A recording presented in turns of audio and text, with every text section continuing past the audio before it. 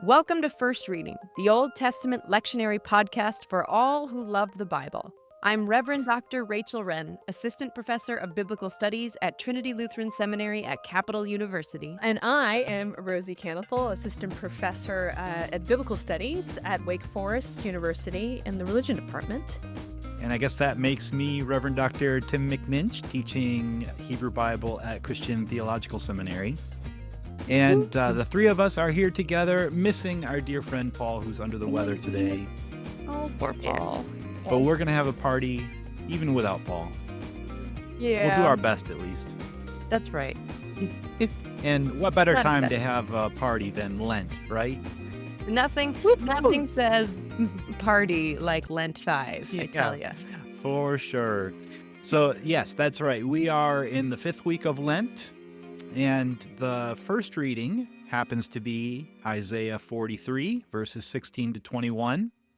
And for those of you keeping score, there are other texts in the lectionary as well. Psalm 126, Philippians, Your bingo cards. Yeah, Philippians 3, 4b to 14, and John 12, 1 to 8. Bingo! Okay, can I just dive right in here because I'm going to offer something to preachers which they're not going to be happy about, and so I should just get it out of the way first. And my Oh, boy. suggestion is a time thing. We're in Isaiah 43 here, so which Isaiah is that again? Yes, second Isaiah. And so we're looking at, the time when Cyrus is on the horizons. There's not we're not deep into second Isaiah at this point. If you go back to Isaiah 40, that's the beginning of second Isaiah. This chapter has a lot going on, and our pericope has a lot going on. And if you just kind of dive right in, you're sort of diving into the deep end. If you start at Isaiah 40 and just skim read, you don't have to go carefully, you don't have to take notes, you don't have to do anything, but just get a sense of the flavor of the feel of the emotion, even if you're familiar with it, even if you're yeah, I know Isaiah 2, I know this section, just do a quick read through to get you up to this point. Because one of the things you see is that second Isaiah is kind of cyclical. God covers a lot of the same topics over and over and over again. And so what God's talking about in this chapter in particular, it has already been talked about up to this point. So it can be helpful to just sort of get a sense of the conversation into which you're diving. That's my my little thing that preachers not be happy with me about. I don't know. What do y'all think? Is that a bad idea at the end of Lent? Should we just ignore that? You mean more homework? Read more? I know, right? I think that's a fair warning. Anybody who's taken a class with me would not be surprised that I'm you know what you should do? Read more. It's not Right. That's not a shock to people. If that is not something that really draws you at this moment, maybe shorten the homework episode and just read those first 16 verses of this chapter. Yeah. In part because it's gorgeous. I mean, it's close to one of my favorite Oh, boy. texts definitely one of my favorite texts in Isaiah. Really, all of these chapters are though. But I mean, again, I'm in 41 verse 1. But now this is what the Lord says, He who created you, Jacob, He who formed you, Israel, do not fear, for I have redeemed you. I have summoned you by name. You are mine. I mean, and you can just keep it's just beautiful. It's hope filled and it's just gorgeous. And I think especially at the end of Lent. So this is the payoff to doing this little bit of extra homework, adding in those first 16 verses. Uh-huh. With Lent, and I promise there's a payoff. I'm not just assigning it. But, so if you start at Ash Wednesday kind of smacks us in the face with mortality. And it's beautiful. It's one of my favorite services, of all of the services in the church year. But then we move straight from that to Lent, where we focus on fasting and penitence and prayer, which again is all good, but can be difficult. It can be, a slog is too strong of a word, but it's a lot going on, even as the weather's getting more beautiful. But now, here in the 5th Sunday of Lent, we are close. We can smell the chocolate bunnies. We can hear the strains of the Easter hymns. We're not there yet, but we're starting to taste the promise. Mhm. See how I brought it around? Yeah. So it is with the Israelites at this point in Isaiah. They have spent 40 years in fasting, penitence, and prayer, which is good, but can be difficult. But now, here in Isaiah 43, they can smell the desert wind beckoning them home. They can hear rumors of a foreign king whom God has raised up to redeem Israel. They're not there yet, but they too can taste the promise. So that's my little, yeah, what do you think? I think you're onto something, Rachel. And I too love the opening verses of chapter Yeah. 43. In fact, I had them read at my ordination service just a few months Did ago. you? Yeah, because they were so powerful. But Yeah. as the passage continues into the lectionary reading, it's that anticipation that is just Mm-hmm. bubbling to the surface in the Mm-hmm. verses that we're focusing in on for this week, right? Yeah, no, anticipation, absolutely. And I do want to say just one sort of preaching pitfall before we get there. Gorgeous language. When you pass through the waters, I'll be with you. Through the rivers, they shall not overwhelm you. Walk through the fire, you shall not be burned. If you're going to add this on to your whole sermon and read it publicly in worship, you may just want to skip verse 3b. I give Egypt as your ransom, Cush and Sheba in exchange for you.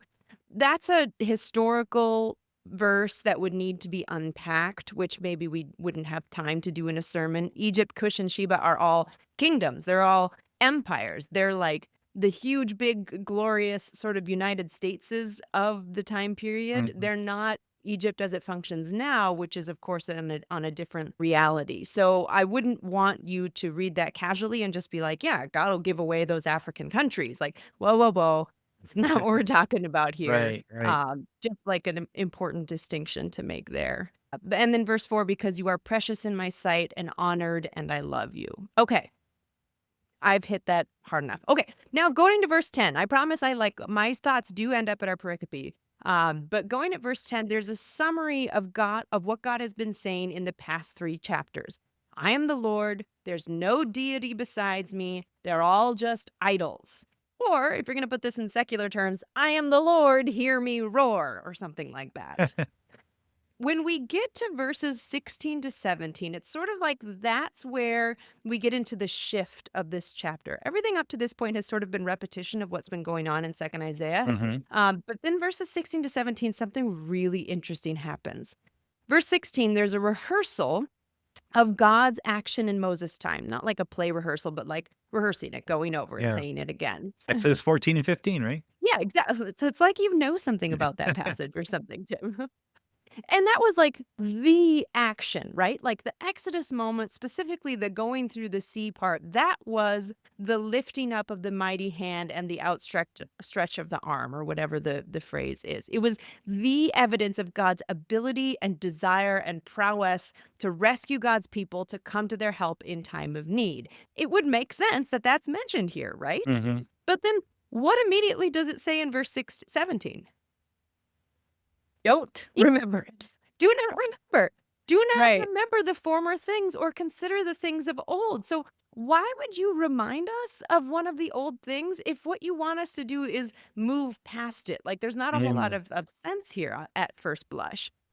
Part of it, I think, is that God is saying that this new liberative moment, which is going to happen in these exiled Judahites' lives, this new liberative moment is going to eclipse even that mighty act of old. Now, don't go supersessionist on me. We are still in the Hebrew Bible. This is not saying Sinai doesn't count anymore. This is still Israelites and their descendants. But more importantly, this new liberative moment, in this moment, the people themselves are going to be altered by God's new action. So roll with me here real quick. What is the Hebrew word for to remember? That's the irony, right? I can't remember it, but what is it? When my students can't remember something, I make them say, "Oi, shafrati." I've forgotten. Oh, it's shachak. What's to remember? Zachar. There, okay, I thought it was zachar. So anyway, that word though, zachar, doesn't just mean to bring to mind. It means to bring to mind and to act accordingly, to allow the memory of the past thing to shape and guide your current behavior. Hmm.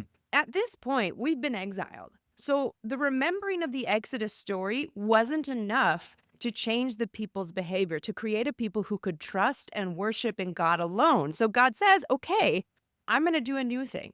And when I Mhm. do this new thing, when you remember it, when you call it to mind, your behavior will be different than it was in the past. That's my assertion. What do y'all think? One thing that I'm thinking about is so Paul and I worked on the first 4 of these episodes, and all of them were focusing on covenant in some way. Mhm. So I find it interesting on what you're highlighting here is that all of these rehearsals of covenant in week 1, week 2, week 3, and week 4 of Lent now are being swept away in some sense to make room. Like you Mm. remembered for these last 4 weeks the various covenants that the Hebrew Bible gives us. David, Abraham, Moses, all of these. Mm. And now there's a new thing. Mhm. And not that again, like not again with the idea it's not supersessionist. You needed this to prepare Yeah. in some way to perceive what is new about Yeah. this. You need to know something about what came Yeah. before, right? So that's a really, I think, an important Yeah. but subtle thing to maybe Yeah. like flesh out here is that there's a remembering, and then there's the kind of remembering that will hold you back that because it's Yeah. humility, Yes. and then the Right. kind of remembering that's like, whoa, wait, this is totally different, this is new. That's I think that's key. Like verse 18, do not dwell on the past. Another way we might paraphrase Mhm. that is do not live in the past. So God says, listen, I did these great things to give you a future in order that you might live and thrive.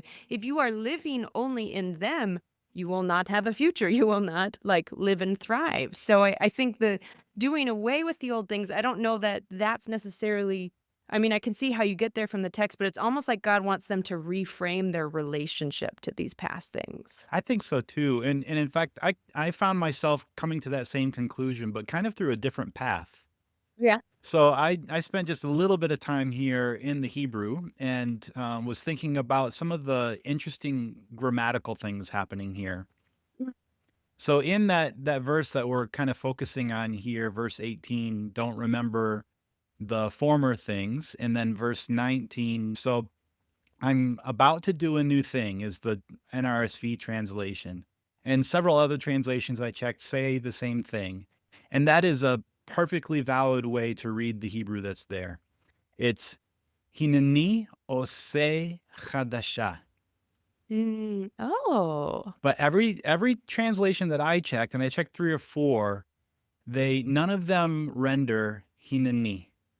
yeah. It's a Hine. Hine. Uh-huh. Here I Yeah. am. Like it's Wow. It's not so much then you should be patient because soon in the future something's gonna happen. It's ta-da, here it is. It's I am happening. the Lord, hear me roar, right? Exactly, yes. And again, so it's hineni ose. So that's the Ah. participle Yeah. doing. Mm. Here I am doing a new thing. Wow. Now that Wow. I'm emphasizing that a little bit, participle can Mhm. also mean like anticipatory, like just Mm. about to or just starting to. Mhm. But it can also be rendered as something that is ongoing or Mm. continually happening or happening now. And I Mhm. almost would tend to shade it in that direction because the Mhm. fourth word is ata, now. Yeah. It's Mhm. springing up. Yeah. Titzmach. Can Yeah. you perceive it now? And so there's a nowness to what God is doing. Not a let's wait for it to happen in the future, but it's happening right now. And that hine is one of my favorite Hebrew I words. know. I know. Hine, like pay attention, wake up, Yeah. see it. Turn your attention, your focus to it right now, because if you were just to lift up your eyes and look, you'd see it. It's Yeah. there. And so that kind of got me a little jazzed about what's happening here. I am doing a new thing. Right Mhm. now, it's springing up. Mhm. That sent me kind of tumbling backwards into the passage here where verse 16, where the lectionary starts, says the Lord who makes a way. Hanoten, another participle. But so yeah, I was gonna say the maker of the way, yeah. Right? So that's another way that participles can be rendered, right, is by Yeah. making them sort of like a title or a I don't know what the grammatical way that we talk about that is. Sort of residual, residential, like this is part of my character. Yeah. I'm a giver. Yeah. I'm a maker of a path in the sea. It's almost like the world turned upside down if you think of Hamilton, because the Lord says, "Listen, what I did that one time was make a path through the sea, but now what I'm gonna do is make a path of water in the wilderness." It's like a Like the what do you call inverse. that? A negative? Yeah, or like a negative image Yeah, yeah. where so it's again, there's an upside downness to what's going on, and maybe that's what's going on with verse 20 too, with the wild animals, the jackals and the owls. Maybe it's Hmm. because it's sort of like, well, of course, wild animals can't honor God, and the jackals and the owls don't do anything, but God is like, well, in this new thing I'm doing, even they are going to be able to honor me. So, a Sort word of about the jackals. yeah, I hadn't go. really thought about that until right now, but I've been watching this special, maybe Netflix. This is about big cats. Jackals are dogs, but this is about big cats, and it's kind of a documentary. They're following like a bunch of animals in some African wilderness, and part of the tension of the documentary is that the dry season has gone on very long, but the animals know, and they're starting to congregate around this little trickle of a stream that's still left Oh, because they know. And sure enough, all of a sudden, that stream starts to swell, and it oh turns wow. into this flooded zone where all the animals are just having fun, and the elephants are doing their thing, and all of that, right? Yeah, Because way off somewhere where they couldn't see, there were there's rains and there there was a were, rain. snow on mountains way far away that had melted. But the rivers in the desert came, and the animals knew it, and they were rejoicing, right? Ah, And I that's wonder if amazing. I wonder if that's Yeah, part of the picture here, because that happens in Southwest Asia as well. In the yeah, wadis, seasonally flood and fill with water, yeah, and they're not only just a new thing, but a renewal, like a seasonal yeah. renewal. The things that Mhm, happened in the past but aren't happening now, they come around again. mhm. And so when God says, I'm the one who makes, like, habitually Yeah, a way in the that's water and paths, and that I give water in the wilderness, I give rivers in the desert, like that participial action of bringing newness around and around and around. I wonder if that says something about this. Don't um, don't remember the past in the way that you have been, which is to despair. Like, mhm. Yeah, God helped us in the past, but we screwed it up, and now we're stuck there. yeah, yep, yep, But God says, I am doing chadashah, mhm. which could be Mm, a new thing, but I wonder if it's like newness, like in the way yeah, that I am a um, maker of paths through the mhm. sea. I am a doer of renewal. Like, that's who New I am.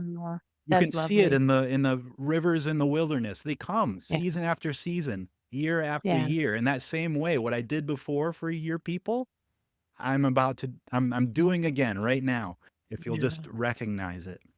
I love that, a doer of renewal, which is an easy jump from there to a doer of resurrection, right? Because a resurrection is a return to life, a Mhm. renewal of life where life was dead, and, I mean, preachers, like, if you're getting tired or burnt out in Lent 5, like, this is a great way to tip into the last thing before the Easter season because yeah, now it springs up. Do you not perceive it? You don't even have to use the word participle in your sermon, but you can still talk about this stuff. In fact, please Oh, don't. sure. The only people who will be happy if you do are the 3 of us here, and we won't find you encouraging. I was actually thinking, as you were talking about that, we were on spring break over here, at Wake Forest, and so, my daughter and I, last night, we watched Moana 2, Oh, no, I haven't seen it which, yet, no I don't know. spoilers. So, yeah, but yes, but if you're looking for an illustration, right, one of the major things that Moana is a way maker, right? Yeah, And so nice. that she's a way finder. Yeah, She's somebody who creates a way for her yeah, people. Like, I mean, there it could be like I was just like, oh, that's kind of interesting that we just watched this last night and awesome. watched her making a way for her people, right? Yeah. So that's that the second movie is about that, finding paths in the sea, Mhm, and mm. leading. So I don't know. Mhm. That was an interesting kind of image to have as I was listening to both of you expound on this. I love that. I like kind of refocusing this on who God is, Yeah. like part of Mhm. what God's character is like. Because it's Mhm. one thing, I don't know about you all, but I'm feeling somewhat overwhelmed by the chaos of our world right now and everything Mhm. that's happening. And it's one Yeah. thing to like call out to God to like step in and do something, like give us a one-off like little help Yeah. Yeah. with something. But if part of what this passage is saying is pay attention to the kind of God that we worship, who is a Mhm. God whose very nature is one of renewal, Yes. and that the things that you may look wistfully or even regretfully upon, in the past, God can bring around that newness again, not as Mhm. like a one-off favor or something like that, but because that's who God is, that's what God does. And Yeah. that reflecting on that gives me a sense of hope that I'm not asking Mm. God to do something out of character. I Mhm. Please help us. But Mhm. to do something in character by calling Yeah. on God to step in. No, I think that makes a lot of sense, and I think maybe then our call is to look for the wild animals, the jackals, the owls who are congregating around the stream, which looks completely empty to us right now, but they sense the thing budding up. And so, who are the people in our lives, or who are the animals, or whatever it might be, who give us that hope that the water is coming, the water is coming, the water is coming. Mhm. So, I think one nice thing about this liturgically too at the end of Lent is that it's then moving us toward Easter, right? yep, That renewal, that new life that yeah. is promised at the end of this season, right? That the various penances, disciplines that you may have taken up during these 4 or 5 weeks, that there is new life that's Mhm. come somewhere in there, even though, for many of us, we may have given up, started back up, however our journey might have been, Yeah. that all of us have the hope of some new life, no matter where we are in the journey. And that might be a hopeful thing for congregations to also Mhm. be reminded of in this first reading, Mm. which yeah, that continues, right? That theme Mhm. continues throughout these readings this week. I think that's a great point, Rosie, and I think that's a great point to, whatever direction your sermon takes, is that, like, in Isaiah 43, this hasn't happened yet. Like, the streams are not yet budding up. The chariots and horses are not yet squashed under the waves. Like, they are still waiting, but they are getting whispers of it. They are getting, again, they're waiting in the promise, and they're just starting to sense that promise may be realized. So if your people are waiting, if they're not there yet, like, that's okay. And this could be a really great text for them. So I think one of the pitfalls of this "I am about to do a new thing" is something that gets quoted out of Yeah. context quite a lot and becomes this, Mhm. just, to me, a really a bit of an empty, way of looking at newness, right? Our culture is obsessed with newness, Yeah, Yeah. right. the Uh-huh. newest thing around the corner, right? I mean, I think there is something there in the way that we maybe have reframed this, in that Yeah. it's not just looking for the next new thing, the Yeah. new fresh face, the new whatever to shift our attention. But there is a discipline in the remembering Yes. that these, weeks of Lent have led us toward, and there's a different way that we're maybe looking at the newness that is springing forth here, Mhm. being informed by what has come before, right? Mhm. And that orients us toward the new in a different way, in a deeper way, I think, in a way that really welcomes it as new life, Yeah. and not just something to entertain or something to distract or something just, just new to be new. Right. Ah, well said. Very well said. Mhm. Yeah. Well, that's The next inspiring to shining. me. Is that enough of a party? Should we stop now before it You really need gets to out of hand?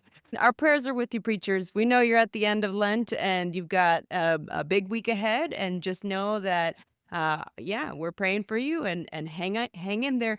The water is coming. Watch the wild animal. Right. That's right. That's right. Well, friends, thanks for hanging in there with us and dipping into the podcast for this week. We hope that it's given you something to chew on and to maybe use as you think about what you might preach on in this 5th week of Lent. You can find all of our other episodes over on the website, firstreadingpodcast.com. And if you haven't checked us out yet on YouTube and happen not to be watching us there right now, you're going to want to head over to YouTube to check out this video, and if for nothing else, to see the character in the background of Rosie's screen. So The very special guest. There she is. So take a look for us on YouTube. In fact, for a while now, we've been putting each week's episode on YouTube. If you're an audio listener, you can always find us on all the regular places where you get podcasts. And we look forward to being with you when we come around again next week. Until then, I'm Tim McNinch. I'm Rachel Wren. And I'm Rosie Candlepole. Happy preaching. Yay! Happy preaching. Happy preaching. You're a preacher. Hear you roar. This kid is now, the belt is a strap or some sort. What is happening here? Don't hold me back, Mom.